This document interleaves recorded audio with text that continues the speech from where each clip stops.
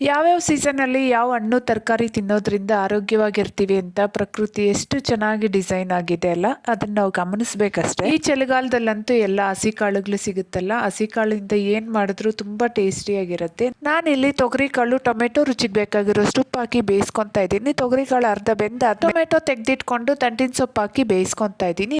ಇಲ್ಲಿ ಬಸ್ಸಾರ್ಗೆ ಹಾಕೋ ಯಾವುದೇ ಸೊಪ್ಪಾದ್ರೂ ಹಾಕೋಬಹುದು. ಬಾಣ್ಲಿಗೆ ಎಣ್ಣೆ, ಒಂದ್ ಈರುಳ್ಳಿ, ಒಂದ್ ಗಡ್ಡೆ ಬೆಳ್ಳುಳ್ಳಿ, 3 ಹಸಿಮೆಣಸಿನ್ಕಾಯಿ, 1 ಸ್ಪೂನ್ ಜೀರಿಗೆ ಹಾಕಿ ಚೆನ್ನಾಗಿ ಫ್ರೈ ಮಾಡ್ಕೊಂಡಾದ್ಮೇಲೆ ಹುಣಸೆ ಹಣ್ಣು ಸಹ ಸ್ವಲ್ಪ ಹಾಕೊಂಡು ತಣ್ಣಗಾಗಕ್ ಬಿಟ್ಟು ಮಿಕ್ಸರ್ ಜಾರ್ಗೆ ಟೊಮೆಟೊ, ಕೊತ್ತಂಬರಿ, ಫ್ರೈ ಮಾಡಿಟ್ಟಿರೋ ಮಸಾಲೆ, ಹಸಿ ಕೊಬ್ಬರಿ, ಕಾಳು, ಸೊಪ್ಪು, 2 ಸ್ಪೂನ್ ಸಾಂಬಾರ್ ಪುಡಿ ಇಷ್ಟನ್ನು ಹಾಕೊಂಡು ನುಣ್ಣಗೆ ರುಬ್ಕೊಂಡು ಮಸಾಲೆ ಹಾಗೆ ಕಾಳು ಬೇಯಿಸಿರೋ ನೀರ್ ಹಾಕಿ ಸಾಂಬಾರ್ನ ಕುದಿಯಕ್ ಇಡ್ಬೇಕು. ಯಾವುದೇ ಬಸ್ಸಾರ್ ಮಾಡಿದ್ರು ಎಕ್ಸ್ಟ್ರಾ ನೀರ್ ಹಾಕ್ದಿರ ಕಾಳು ಬೇಯಿಸಿರೋ ನೀರಲ್ಲೇ ಮಾಡ್ಕೊಂಡ್ರೆ ಸಾಂಬಾರ್ ಟೇಸ್ಟ್ ತುಂಬಾ ಚೆನ್ನಾಗಿರುತ್ತೆ. ಕೊನೆಯಲ್ಲಿ ಸಾಂಬಾರ್ಗೆ ಪಲ್ಯಕ್ಕೆ ಒಗ್ಗರಣೆ ಕೊಟ್ರೆ ಒಳ್ಳೆ ಟೇಸ್ಟಿಯಾಗಿರೋ ತೊಗರಿಕಾಳು ಬಸ್ಸಾರ್ ರೆಡಿ. ತೊಗರಿಕಾಳು ಸೊಪ್ಪು ಒಳ್ಳೆ ಕಾಂಬಿನೇಷನ್. ಮಿಸ್ ಮಾಡದೆ ಟ್ರೈ ಮಾಡಿ. ಬಾಯ್.